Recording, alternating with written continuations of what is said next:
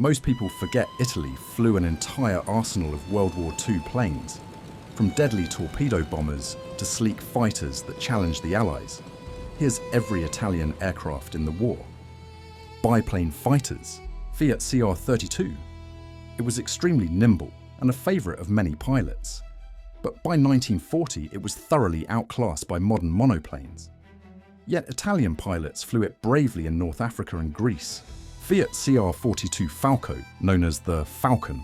This was perhaps the finest combat biplane ever built. It excelled in dogfights below 13,000 feet.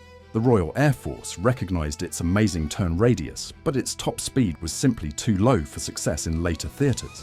IMAM Row 44, a very rare type.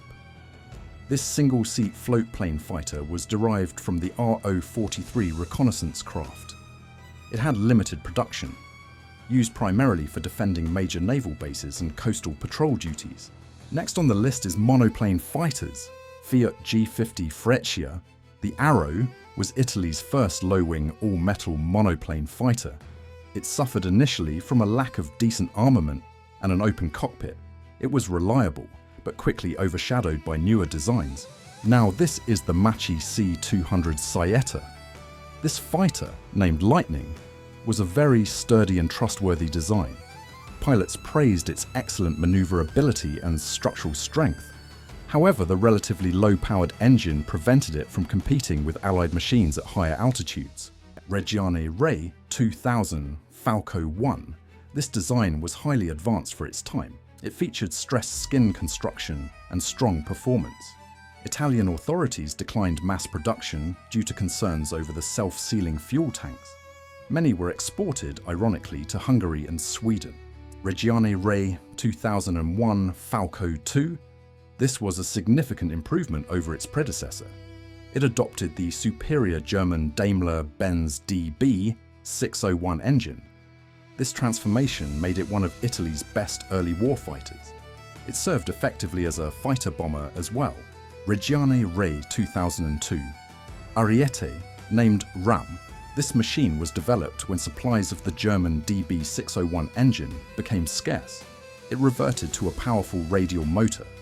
It excelled in the ground attack role, especially during the Allied landings in Sicily in 1943. Next on the list is Series 5 fighters, late war. Macchi C202 Folgore, the true star of the early Regia Aeronautica. The Thunderbolt successfully mated the superb Macchi airframe with the powerful German DB 601 engine. It finally allowed Italian pilots to meet Allied Spitfires on equal terms. Macchi C205 Veltro. This fighter, the Greyhound, was the ultimate evolution of the Macchi 200 line.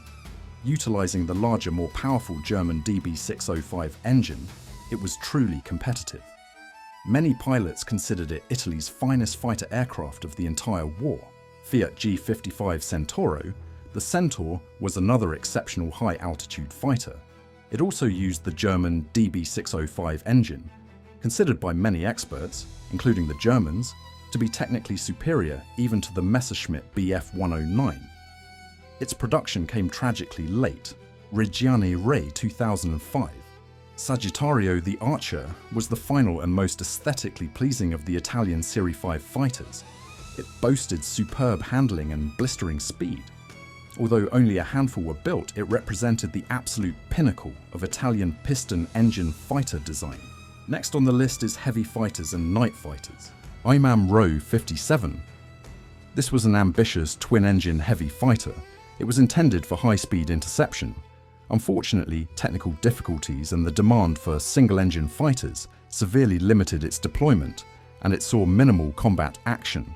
The next one, Fiat CR-25, a fairly rare twin-engine design that primarily served in the reconnaissance and escort roles. It proved quite reliable, specializing in photographing enemy fleet movements over the Mediterranean.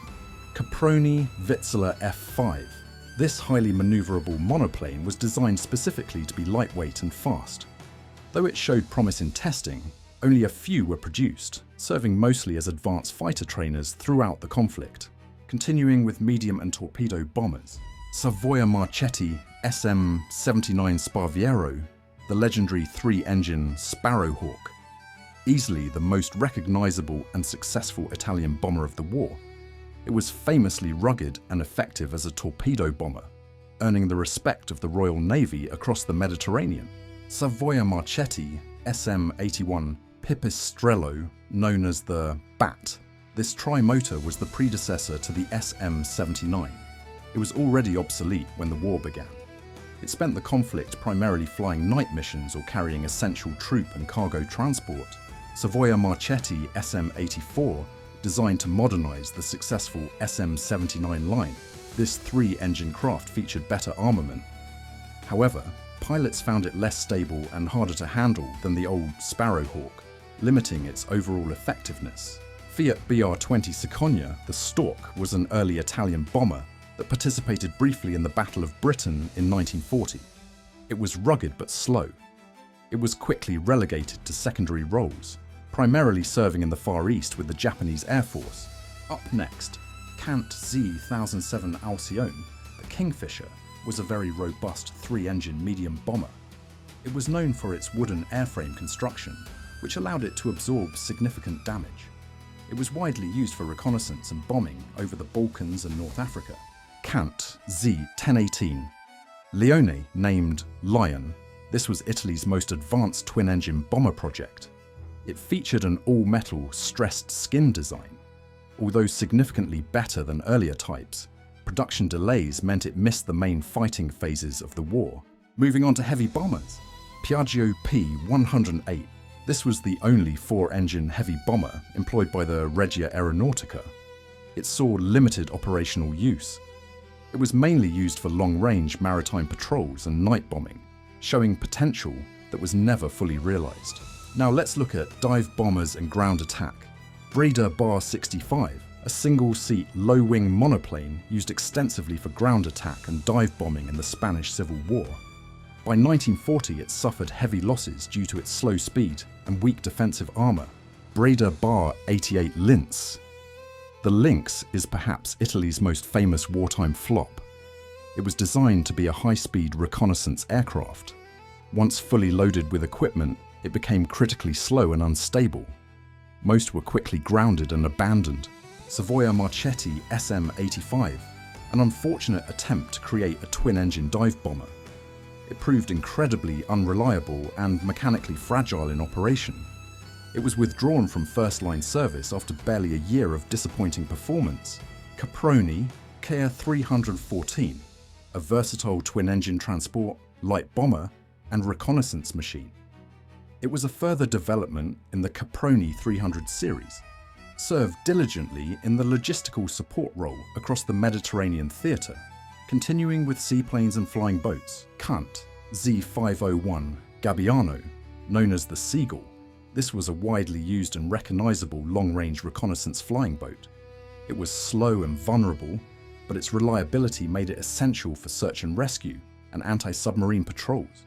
The next one, CANT Z-506 Airone, the three-engine Heron, was one of the finest hydroplane aircraft of the era.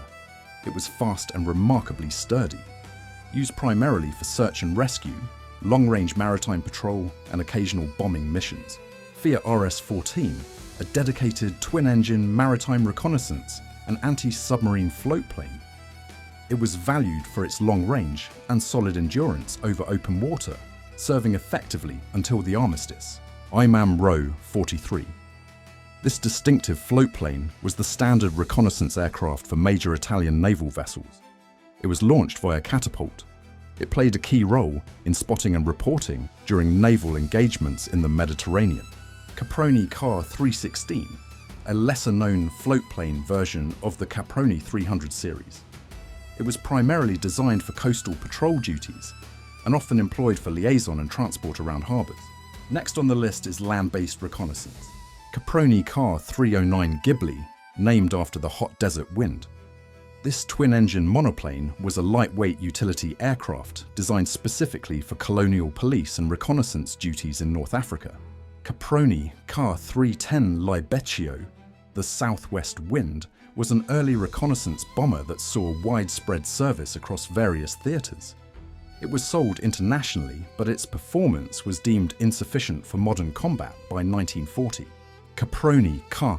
311, distinguished by its extensive use of glazing in the nose section, offering superb visibility for reconnaissance crews. It was used mainly for visual and photographic mapping missions. Caproni Ca. 313, one of the more successful multi-role light bombers and trainers in the Caproni series. It was widely exported, proving itself reliable and adaptable for reconnaissance and light attack roles. IMAM Row 37, a very sturdy biplane used extensively for army cooperation and reconnaissance, particularly in Ethiopia and the early campaigns in North Africa. It was reliable, but suffered heavily when encountering enemy fighters. Now let's look at transport and liaison. Savoia-Marchetti SM-82 Kangaroo, the massive tri-motor Kangaroo, was a crucial strategic transport. It was famous for its immense range and payload capacity, enabling complex long-distance missions, including strategic supply drops over the Soviet Union. The next one, Savoia-Marchetti SM-73, an early tri-motor passenger and cargo aircraft. It was already aging when the war started. It provided essential transport and logistical support throughout the conflict, often serving on dangerous supply routes. Savoia-Marchetti SM-74, a large, unusual high-wing transport aircraft. It offered exceptional interior space for cargo or troops, used primarily by the military for moving priority supplies and specialized equipment. Savoia-Marchetti SM-75, a very reliable tri-motor transport that served as the backbone of the Italian military's air supply chain. It was adaptable, often modified for long-range special missions and liaison duties. Savoia-Marchetti SM-83, a luxurious and fast tri-motor airliner converted for high-priority transport roles, often used for moving top military commanders or critical documents quickly across the Mediterranean. Fiat G12, a highly successful modern three-engine transport that arrived later in the war. It was robust, spacious, and possessed excellent range, making it vital for supply operations after the fall of North Africa. Caproni Ca. 133, a successful tri-motor transport aircraft dating back to the mid-1930s. It was a true workhorse, essential for rapid troop deployment and freight operations, especially in Italian East Africa. Caproni Ca. 148.